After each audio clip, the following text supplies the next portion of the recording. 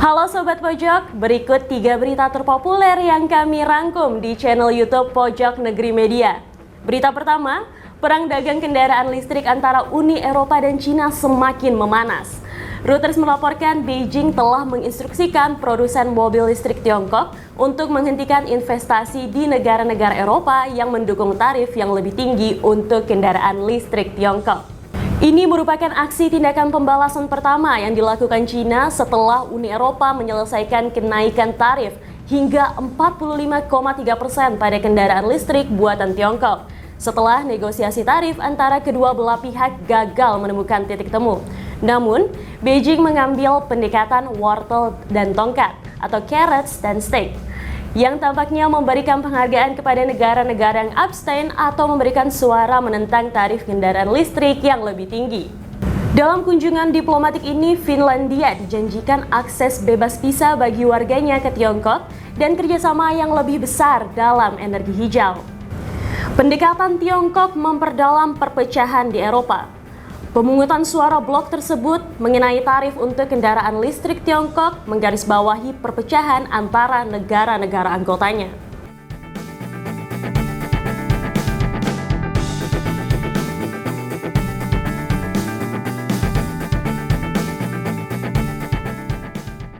Di berita yang kedua, kebijakan Amerika menghalangi kemajuan ekonomi dan teknologi berulang kali gagal. Bukannya membuat Cina terpuruk, justru kebijakan Amerika menyerang Cina memberikan stimulus positif bagi negeri tirai bambu. Belum lama ini Cina telah mengucurkan dana 6,12 miliar US dollar atau setara dengan 24,58 triliun rupiah untuk membangun data center meskipun dilarang menggunakan komponen buatan perusahaan Amerika Serikat. Kepala Biro Data Nasional Cina, Liu Laihong mengungkapkan belanja triliunan pemerintah Cina dalam konferensi data center di negara tersebut seperti dikutip dari Reuters Kamis 29 Agustus 2024. Pemerintah Cina menamai proyek pembangunan data center besar-besaran itu sebagai Eastern Data. Western Computing sebagai bagian dari ambisi Presiden Xi Jinping membangun Cina digital. Ambisi Cina berhadapan dengan kebijakan larangan ekspor yang diterapkan oleh Amerika Serikat untuk produk-produk teknologi tertentu. Pemerintahan Presiden Joe Biden melarang perusahaan Amerika Serikat menjual produk paling canggih mereka ke Cina, termasuk GPU tercanggih buatan Nvidia yang dibutuhkan untuk kecerdasan buatan atau AI.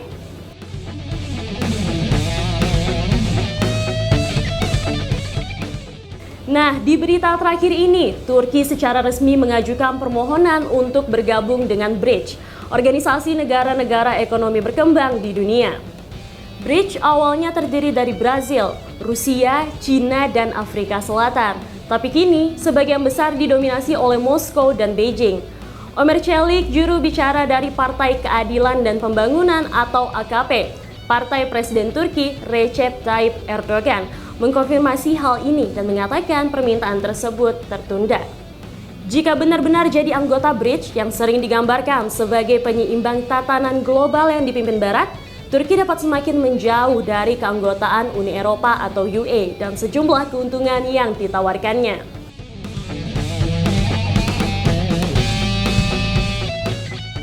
Itu tadi 3 berita terpopuler di channel YouTube Pojok Negeri Media. Jangan lupa share, komen, dan subscribe channel kami. Sampai jumpa di Top 3 Pojok Negeri Media selanjutnya.